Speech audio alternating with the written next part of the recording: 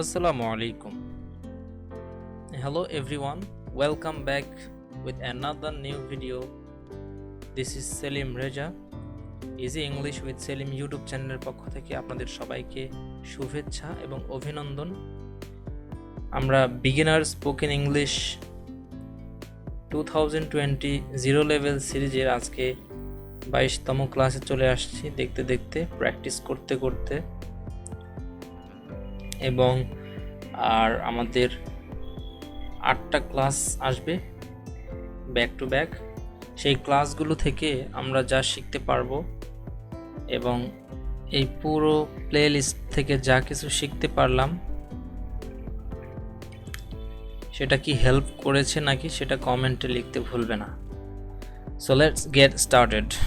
ভিডিওগুলো একদমই বড় করব না, so don't skip even single second. Okay, পুরোটা ভিডিও দেখো এবং তোমাদের বন্ধুদের সাথে শেয়ার করতে ভুলো না। যারা স্পোকেন ইংলিশ ইমপ্রুভ করতে চাও বা যারা একদম বিগিনার লেভেল থেকে শুরু করতে চাও, তারা সবাই প্র্যাকটিস করতে পারো এই ভিডিওগুলো দেখে। Definitely it will help you. So now coming back, I forgot to tell him. আমি ভুলে গেছিলাম তাকে বলতে, আমি তাকে বলতে ভুলে গেছিলাম, আমি তাকে ইনফর্ম করতে ভুলে গেছিলাম। সো এই সেম সেন্টেন্সগুলো আমরা কিভাবে বানাবো আজকের এই ভিডিওতে ক্লিয়ার হয়ে যাবে, সব ডাউট ক্লিয়ার হয়ে যাবে। নেক্সট সেন্টেন্স আমরা দেখতে পাচ্ছি, I have forgotten to tell him. So I forgot to tell him, I have forgotten to tell him. এই দুটার পার্থক্যটা কি? আমরা এই দুইটা সেম জায়গায় ব্যবহার করতে পারি, উই ক্যান ইউজ বোথ, আমরা দুইটাই ব্যবহার করতে পারি, বাট কোনটা কখন ব্যবহার করব? এই মাত্র আমি তাকে বলতে ভুলে গেছি, এরকম কথা যখন হচ্ছে তখন I have forgotten to tell him. Okay, এটা ব্যবহার করব, I have forgotten to tell him. Because have যখন বসে যাবে সাবজেক্ট, হ্যাভ যখন বসে যাবে হেল্পিং ভার্ব, তখন কিন্তু ভার্বের থার্ড ফর্ম ব্যবহার হবে। এই জিনিসটাকে মাথার মধ্যে রাখতে হবে। আর হ্যাভ যখন ইউজ করা হবে তখন কিন্তু হ্যাভের জায়গায় হ্যাজও কিন্তু ব্যবহার করতে হবে যদি এখানে থার্ড পারসন সিঙ্গুলার আসে। হ্যাঁ, সাবজেক্ট যদি থার্ড পারসন সিঙ্গুলার হয় তাহলে হ্যাভের জায়গায় আমরা হ্যাজও ব্যবহার করতে হবে। বাট মেইন ভার্বটা V3 ফর্ম বসবে। হ্যাঁ, মেইন ভার্বের V3 বসবে যদি হ্যাজ ব্যবহার করি। আর যদি আমরা ভার্বের সেকেন্ড ফর্ম ব্যবহার করি তাহলে হ্যাজ কিছুই ব্যবহার করতে হচ্ছে না। হ্যাঁ, সো চলুন দেখা যাক। আই ফরগট ভার্বের V2। হ্যাঁ, এটা ফরগটটা হচ্ছে V2, ফরগটেনটা হচ্ছে V3। সো আমরা চাইলেই দুইটার যে কোনো একটা ব্যবহার করতে পারি, তবে রিসেন্টলি ঘটে গেছে এরকম কথা বোঝাতে আমরা এটাই একটু বেশি ব্যবহার করার চেষ্টা করব।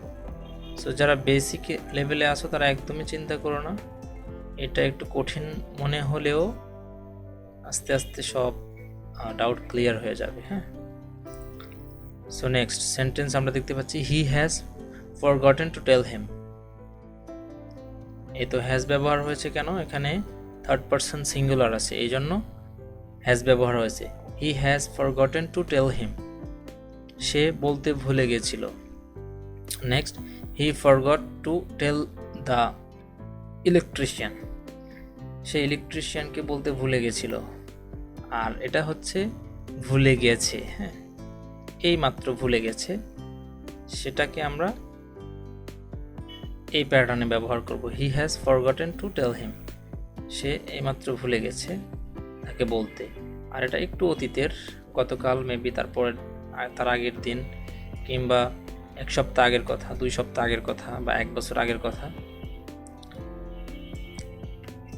যদি ভুলে যাই সেক্ষেত্রে আমরা এই সেম প্যাটার্নটা ব্যবহার করব। হ্যাঁ, he forgot to tell the electrician, ফরগটটা হচ্ছে V2, হ্যাঁ, V2। সো চলো নেক্সট সেন্টেন্স দেখা যাক।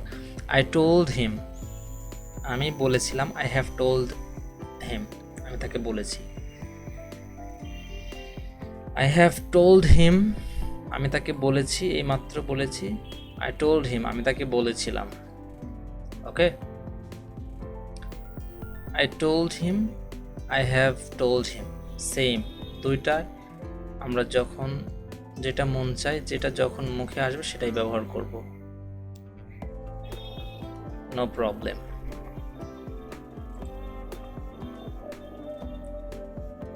তারপরে আমরা দেখি I told him to eat, আমি তাকে খেতে বলেছিলাম। I have told him to eat, আমি তাকে খেতে বলেছিলাম, আমি তাকে খেতে বলেছি। আমি তাকে খেতে বলেছি, এই জন্য হ্যাভ ব্যবহার হয়েছে। আমি তাকে খেতে বলেছিলাম, এই জন্য